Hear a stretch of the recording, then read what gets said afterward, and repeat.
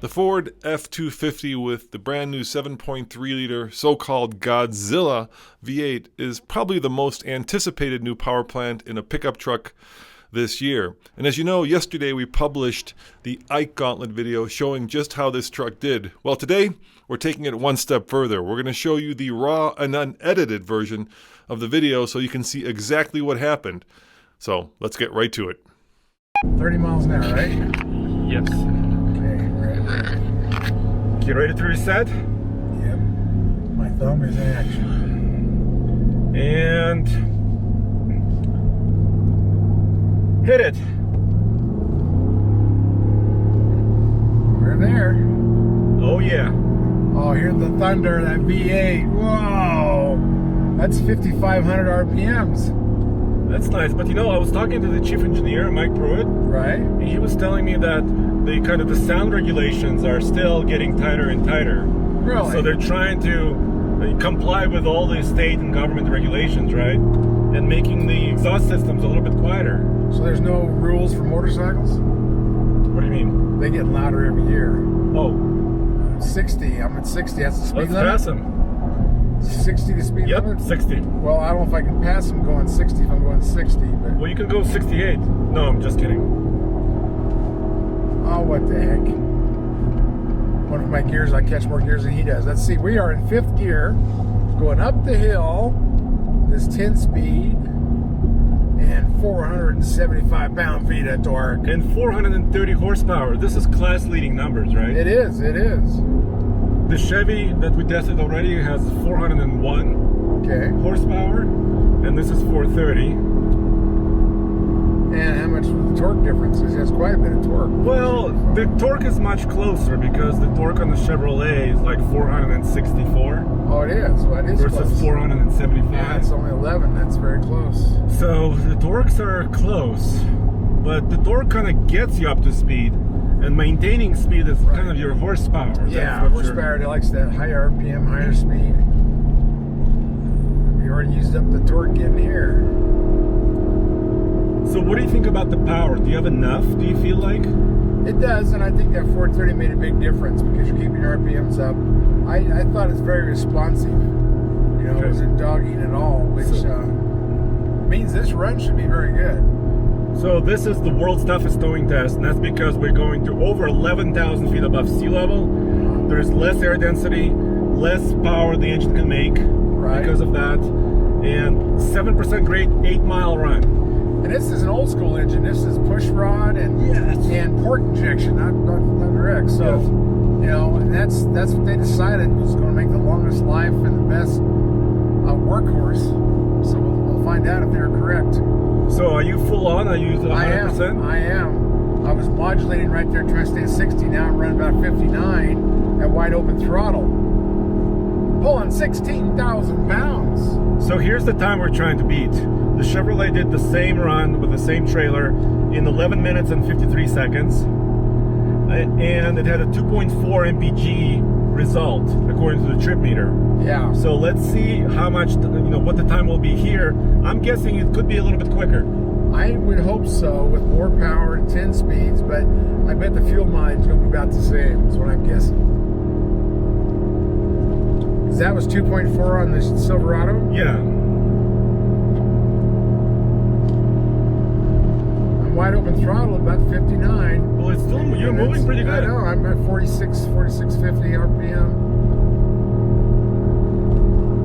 By the way, the cabin on this Lariat that we have here, I mean, it's nice and it's relatively quiet. I know the engine is revving right now, but it's a nice cabin overall. Did you bring your sound meter? No, I forgot. Sorry. No, it's I mean, we're maintaining right about 57 to 58, sometimes 59. So it's I mean, it's doing all she's got. That's about 4,600 RPM. So usually with a trailer this heavy, only diesels are able to maintain speed up here. Well, that's true. They got all the torque in the world, and it starts off. And turbochargers too. Yeah, they can cut through that air. They go better uphill and downhill because the exhaust brake and then the turbo going up. So But the gas engine, you know, a diesel's what, 11,000 or whatever they are now, and these are like $10,000. yeah, 10 to 11, and this is like 2,000. Yeah. So it's not a bad value at all for what you're getting for this, and it's, you got the 10-speed. So you know that's what everybody was wanting because the diesel prices were so much higher than gas. So now that's dropping. So another thing changes. But you know this in here.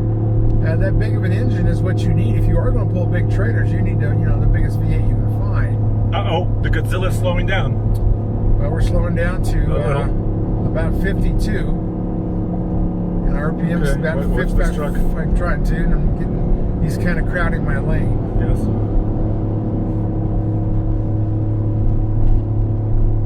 But this road going up's a little smoother where you can see that the chains beat that lane up and they've overpaved it, and here we are. Okay, so the big mountain, the I-Gauntlet, is kind of hitting against the Godzilla right now. Yeah, that's true. That's true. That's it's interesting what each company decides to do to match this market to be the big gas engines, you know.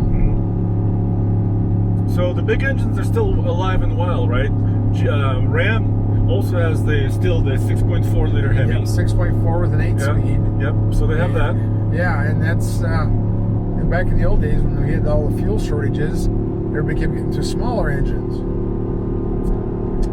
It's a DOT guy there too, isn't it? Yep, that's a DOT, but we're doing well. We're accelerating just a smidge. Yeah, we're at 56 miles an hour. Woohoo! Pulling 4,500 RPM. So it must have found a little flat spot and it's picking up. This is good. Yes, but now it's slowing down again. Oh no, we're 55. We're staying right at 55, a hair off. Bouncing on this road, it's a little rough. I know we were bouncing a lot with the Silverado. Yeah, we're bouncing a lot less here. Yes, this is a little better ride, but you know we got more damage to the road now later on in the ski season with the chains. So we're facing with the worst road than what we had with the Silverado. Yeah, so the suspension system is pretty impressive.